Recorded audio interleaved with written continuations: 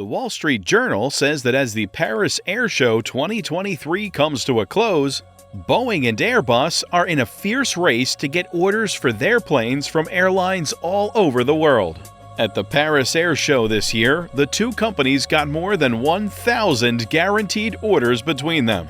At the Paris Air Show, the battle for airplane orders between Airbus SE and Boeing Company was closely watched. This win was made possible by a big order from India, which showed how important Asia is becoming in the market for planes. What does that mean? Could South Asia be the new major center for aircraft? Is this the beginning of something great there? Let's talk about all of that in this video. We'll also be talking about how many orders Airbus got and how much did Boeing get, and who was the actual winner. Stay tight with us until the end of the video to find out. What was it like for Airbus to be at the Paris Air Show? After Air Mauritius placed the first order for 3 more A350-900s, Airbus had a welcome lead and got the ball going after a slow start on the first day. This was done by getting things going on the first day when things were slow to start. Shortly after that, the Saudi low-cost airline Flynas joined the buying group and made a firm order for 30 new Airbus A320neo family planes. And to end Airbus's first day, an Indian low-cost airline called Indigo made an order for 500 Airbus A320 family planes. This was the largest aircraft order in the history of aircraft orders. On the second day of the event, Philippine Airlines ordered 9 Airbus A350-1000s, and Air India signed a purchase deal for the 250 planes it had signed a letter of intent for in February. After Qantas did the same thing and kept up its promise to buy 9 more Airbus A220-300s, the second day of the event would be over. The third day was pretty slow for Airbus. But the big airplane leasing company Aviation did sign for another 20 A330neos. This means that the company's order book for this type of plane is still growing. Start of deliveries is planned for 2026. TAG Angola Airlines has signed leases for a total of 9 Airbus A220 planes with 3 different lessors. This year, Airbus went home from the Paris Air Show with orders for 821 planes, even though there were no sales on the 4th day of the show. Because of this, did Boeing do better or worse? Airbus seems to have gotten a lot of orders for planes at the Paris Air Show. But how did Airbus's rival, Boeing, do? Unlike its European rival, the American plane maker's first day at the air show wasn't very exciting.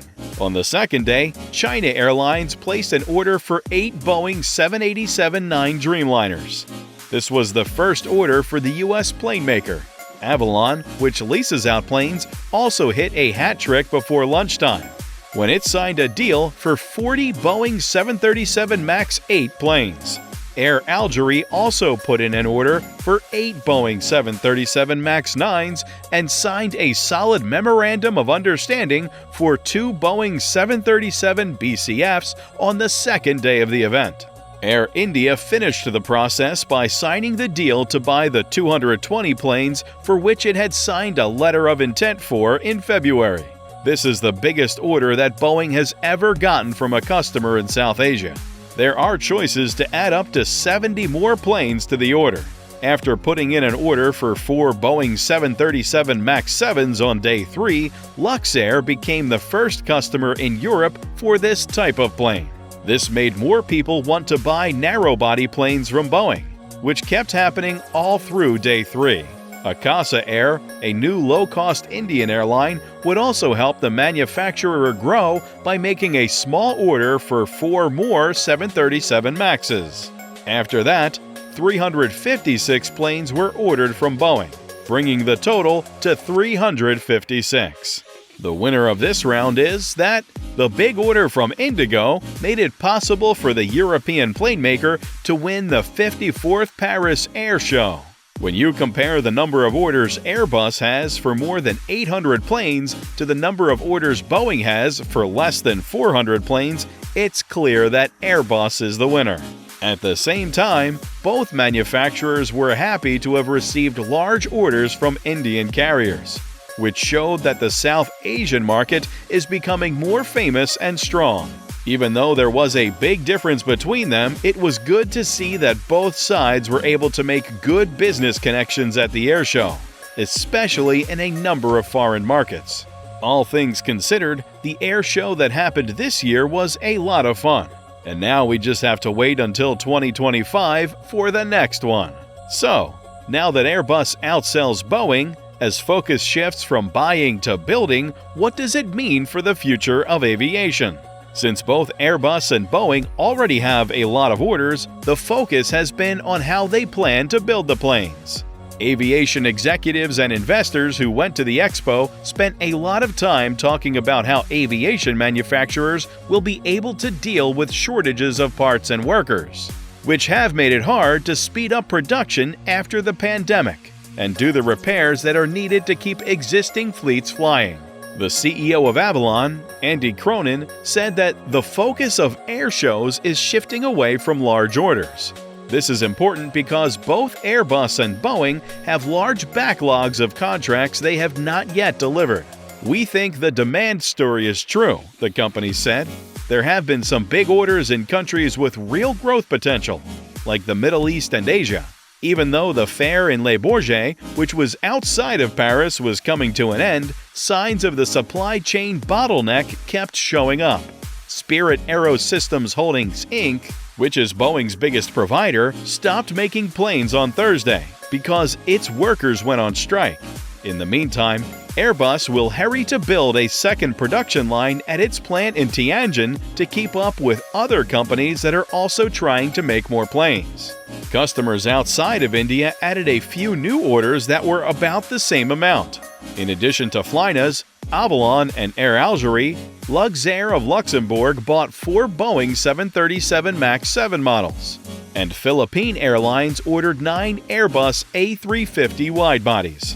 This article also talked about what Saudi Arabia is doing to turn the kingdom into a tourist hotspot and a hub for foreign travel.